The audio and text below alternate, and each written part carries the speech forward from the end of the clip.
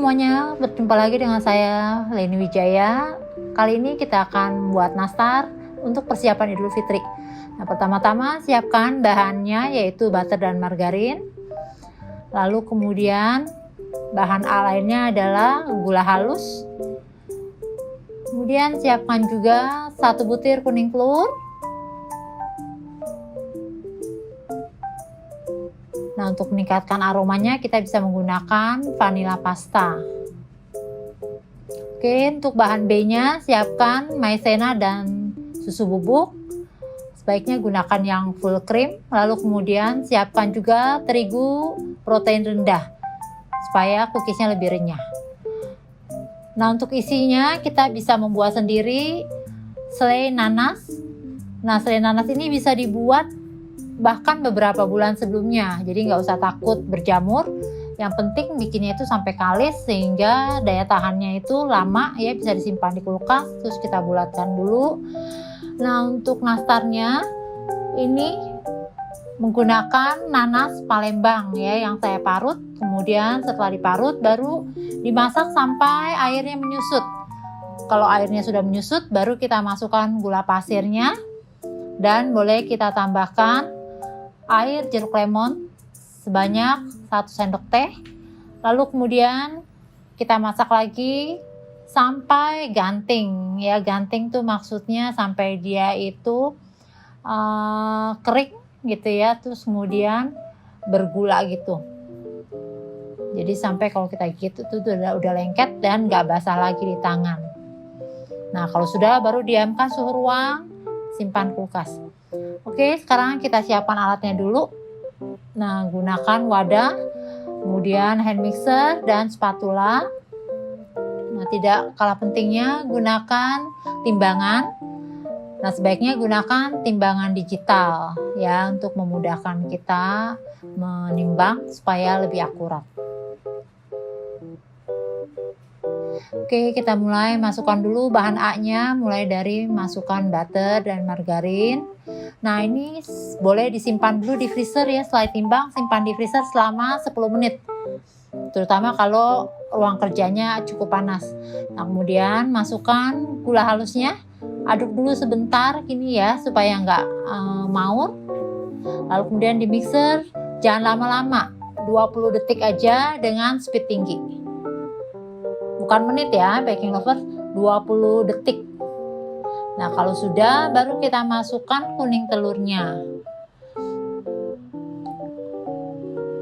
Ini rapikan dulu. Nah, masukkan kuning telurnya. Lalu mixer lagi, speed rendah. Nggak usah lama, ini juga cukup 10 detik aja. Nah, kalau sudah baru kita masukkan maizena dan susu bubuknya yang sudah kita timbang. Lalu kemudian kita masukkan juga terigu protein rendah. Jangan lupa semua bahan-bahan tepung harus diayak dulu ya. Nah, lalu kemudian adonannya cukup kita aduk aja dengan spatula. Jadi ibu cukup diaduk aja dengan spatula sampai nggak lagi lengket di wadahnya gitu ya.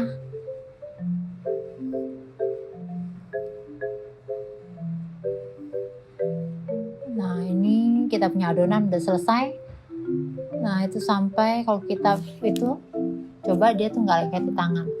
Lalu kemudian kita siapkan loyang. Nah, untuk loyangnya karena cookies kita tidak mengandung putih telur maupun gula pasir, jadi bisa menggunakan loyang tanpa alas gitu ya, tanpa dikasih alas baking paper.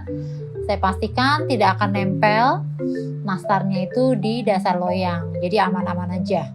Lalu kemudian sekarang kita timbang dulu adonannya supaya besarnya sama. Nah, ini saya timbang masing-masing 8 gram. Nah, untuk isian nastarnya saya sudah timbang masing-masing 4-5 gram.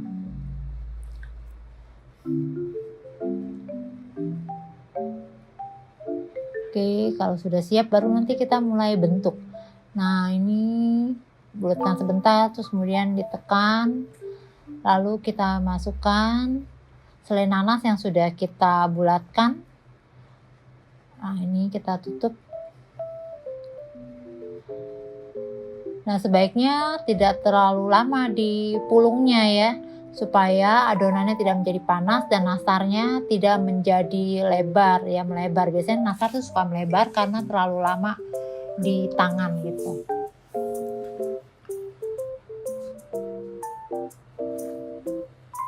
Nah, buat ibu-ibu yang baru mencoba, nggak usah takut kalau misalnya nastarnya bentuknya masih kurang rapi, kurang bulat gitu. Jadi sama aja seperti kita belajar nulis, makin sering kita berlatih makin cantik mau bentuknya. Oke, kalau sudah semuanya siap, sekarang kita panggang dalam oven. Jangan lupa ovennya sudah dipanaskan dulu dengan suhu 130 derajat Celcius. Kita panggang selama 40-45 menit. Nah, sambil menunggu nastar yang dipanggang, kita siapkan bahan olesan. Nah, bahan olesannya bisa menggunakan kuning telur ayam negeri. Boleh yang biasa, boleh yang omega. Di sini saya menggunakan telur ayam negeri biasa. Nah, supaya warnanya lebih cantik, saya akan menambahkan pewarna makanan ya. Pilih yang warna kuning telur. Nah, itu cukup 2 tetes aja. Kemudian supaya kinclong, bisa kita tambahkan minyak sayur sebanyak 1 sendok teh, kemudian susu kental manis sebanyak 1 sendok teh juga. Nah, aduk rata.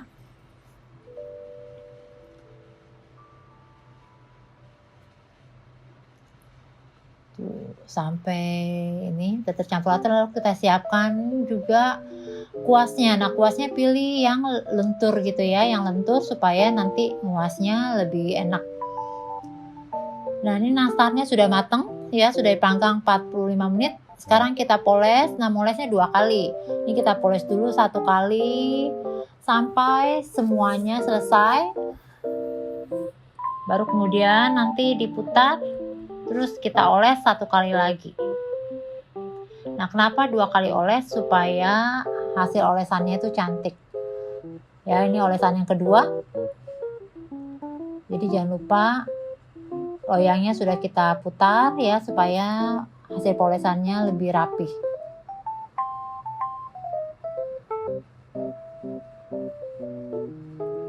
Lalu kemudian kita panggang lagi menggunakan api atas, suhunya 150 derajat selama 7 menit sampai 10 menit. Nah, kalau sudah matang kita keluarkan. Oke, kita keluarkan, lalu kemudian, nah tuh kalau baking lovers lihat ini kan warnanya yang sebelum saya poles itu nggak keluar shiny-nya, nggak kinclong. Nah tuh setelah saya poles dengan kuas bersih, nah itu jadi kinclong tuh, kelihatan ya warnanya jadi mengkilap. Nah itu karena embun ya, uap panas yang ada di permukaan nastarnya itu. Nah itu kita halau dengan menggunakan kuas bersih. Jadi ingat, kuasnya pilih yang lemes terus kemudian bersih.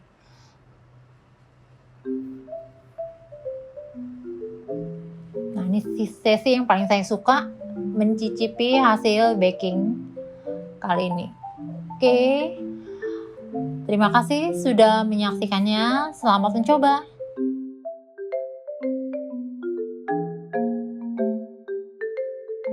Terima kasih sudah menonton video ini. Jangan lupa like, komen, dan subscribe.